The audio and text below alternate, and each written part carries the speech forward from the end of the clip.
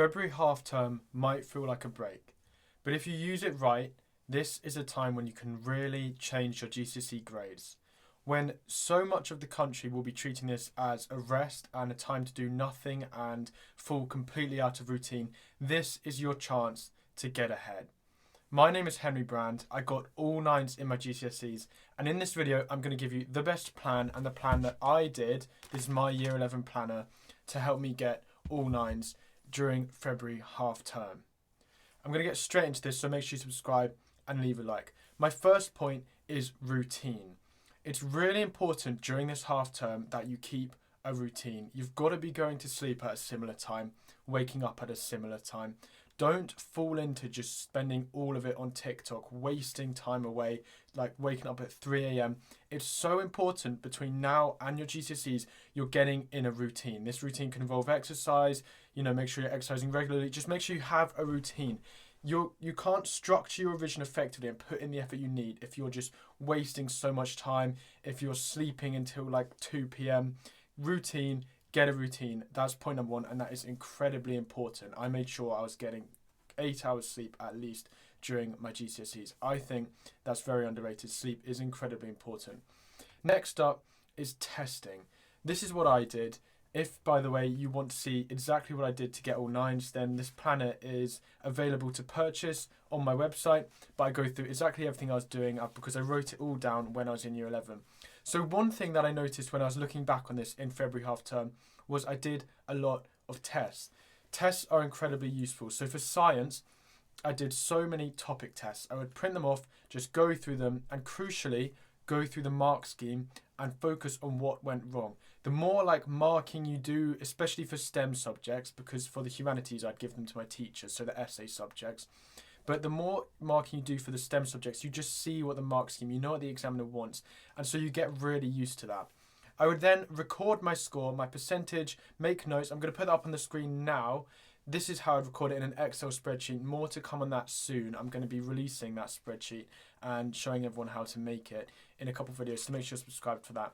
But it's a great time to do tests. You should be doing at least one test a day. This could be half a maths paper if you struggle to really focus, but a maths paper or an English essay question. Make sure you're testing yourself. Put your phone away when you test. Put all screens away. Simulate the exam conditions. Get up a timer, not on your phone though. It's better to have your phone outside or set a timer on your speaker, whatever, and just write. Just get in those test conditions, because the more you do that, the more familiar you'll get in the exams to test conditions. That's really important that you have focused revision. Another resource I would really recommend just for testing yourself, you could do this quickly, is Makindo, the sponsor of today's video. They have thousands of GCSE and A-level questions. Get Makindo, download it in the App Store, just go through and test yourself really regularly on this.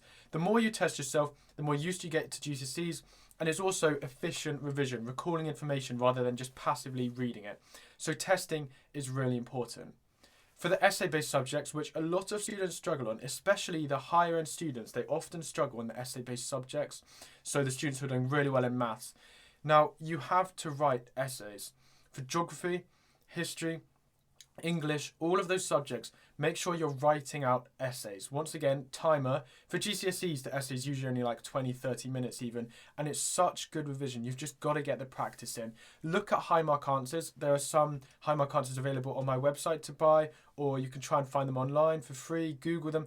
Make sure you're looking at what the top students do. I've got lots of videos on essay advice. I'll link some now and put some in the description, but just try and improve your essay technique and just get that practice in. If you notice there's a topic you're really struggling writing essays on, practice that. You know that you have a weak spot there. The next point is coursework. If you have coursework, particularly DT coursework, just really work hard on it, okay? I recognised in year 11, my DT coursework was 50% of my grade. I knew I had to get that to a 9. And if I did, it takes a lot of pressure off me in the actual exams. So whatever coursework you have, it's okay to really try and hammer that, prioritise that, and go for the grade 9. My top advice for coursework is look at grade 9 examples and get your work as close as you can to that. Final point then, focus on the longer term. It's not a Henry Brand video if I don't mention getting a planner and thinking long term. So do it, okay?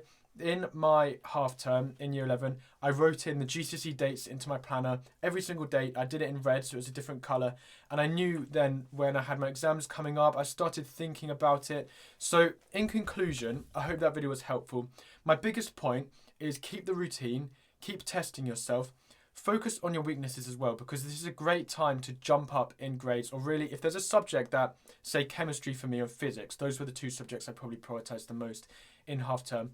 I knew I was pretty bad at them and I knew I wanted to get better at them. So I spent a lot of time focusing on those weaknesses. So this is a great chance to bump up maybe one or two subjects, quite a few grades if you really hammer it. Seneca, I've done loads of videos on how to learn stuff in terms of content. Seneca, write flashcards.